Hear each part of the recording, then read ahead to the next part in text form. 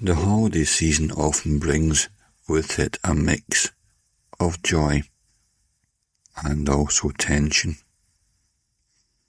especially when family dynamics come into play.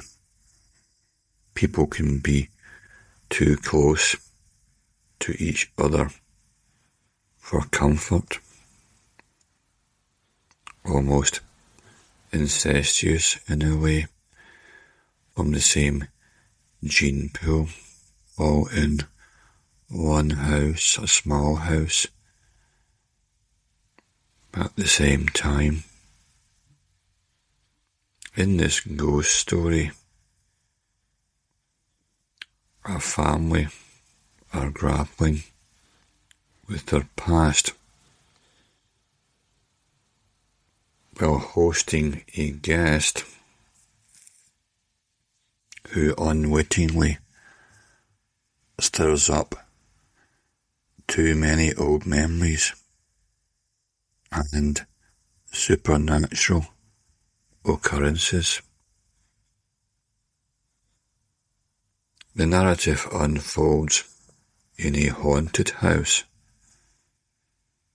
where, of course, the spirits of the past hang around and linger, creating an atmosphere ripe for intrigue. We have Charles, who is trying to maintain a calm demeanour despite the impending arrival of his guest, Julia.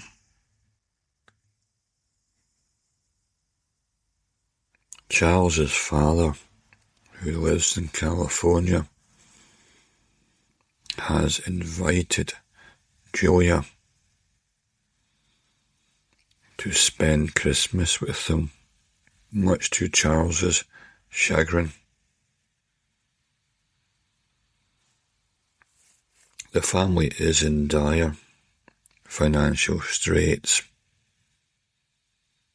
and the arrival of Julia, a successful businesswoman, is seen as a potential lifeline.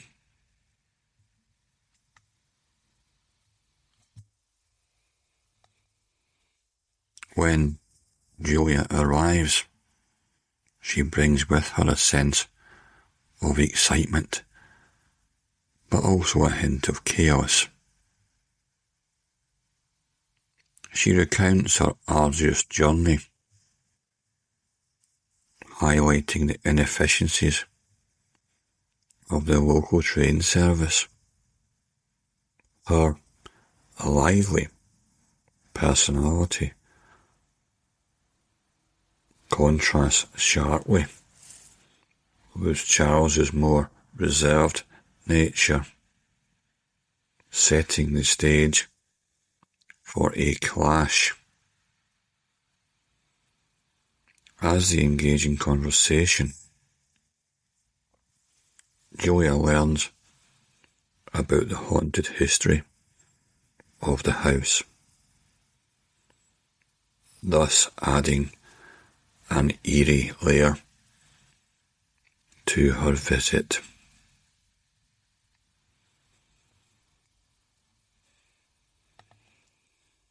The house itself is steeped in tragedy. Julia learns about a horrific incident involving a brother and sister, Nicholas and Elizabeth.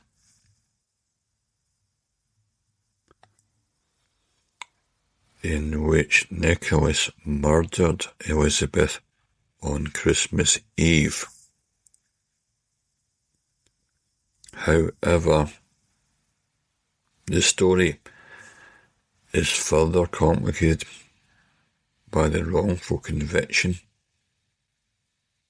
of their nurse, Violet, who was then punished for a crime she did not commit. This dark history not only haunts the house, but also serves as a backdrop for a film, a movie Julia is planning to shoot, known as The Ghosts of the Hall. As the conversations unfold, it becomes clear that the spirits of Elizabeth,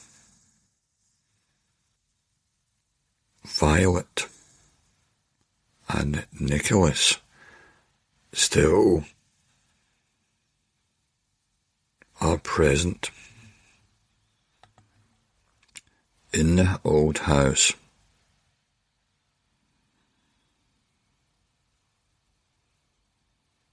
Julia expresses fascination with the ghostly tales of the past, while Charles remains skeptical.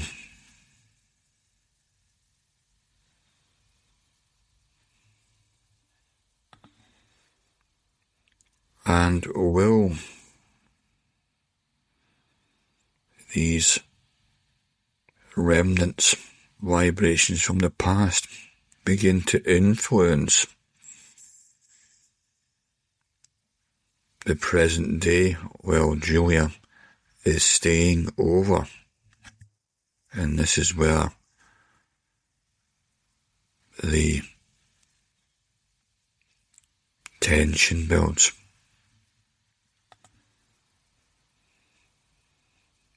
As the first evening progresses,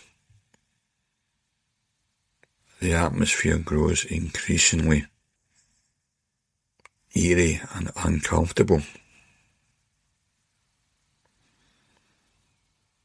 Julia's curiosity leads her to explore the dark corners of the house. Meanwhile, Charles grapples with his own deep feelings about the family's legacy and the financial burdens they are facing. The juxtaposition of Julia's enthusiasm and Charles's reluctance and reserve and diffidence and reticence creates a palpable atmosphere of intrigue and tension that permeates the house.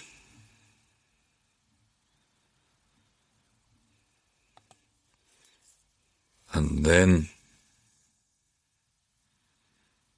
there is the locked door. The door that cannot be opened.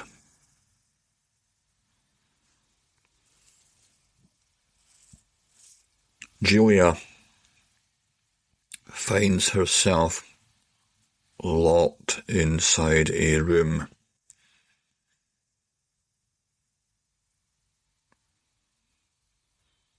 She hears noises and begins to question her surroundings, fearing that a burglar may be lurking around. The house is isolated. The remote location of the property, combined with the chilling tales of its history, merely amplify her anxiety.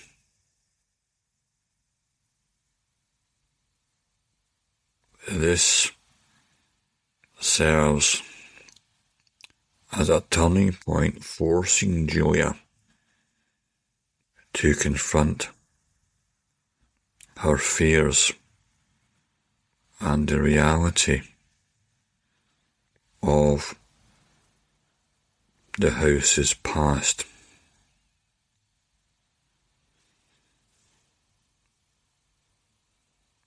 As Julia negotiates and navigates her fears,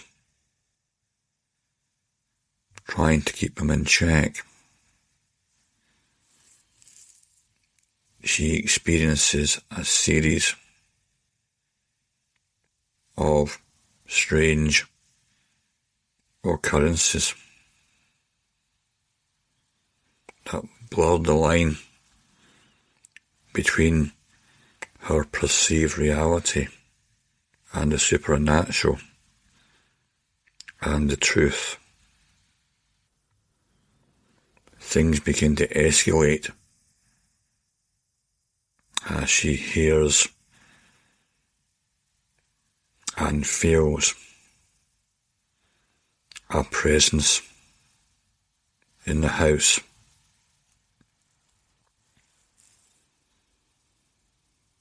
Both literally and metaphorically.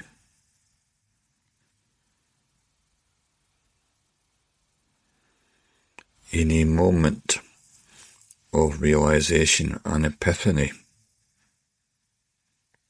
Julia understands that the spirits are not merely haunting the house. They are intertwined with her own personal story. The ghosts represent unresolved issues and the weight of their family history that can no longer be ignored.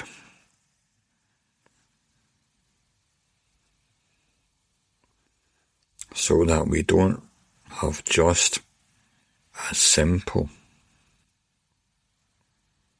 ghost story. We explore family guilt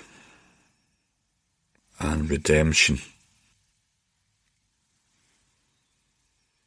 We have a reflection on the complexities of close family relationships and how they relate in the present to the past.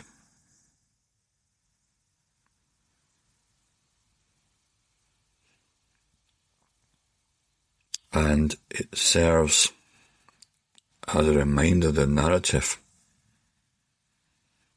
that our past is never truly behind us,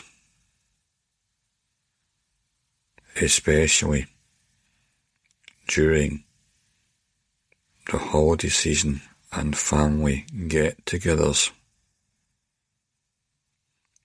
where a source of comfort may well be an equal source of conflict. And we wonder and ponder about the true nature of ghosts. Do they serve as a mirror? Or are we projecting out our own fears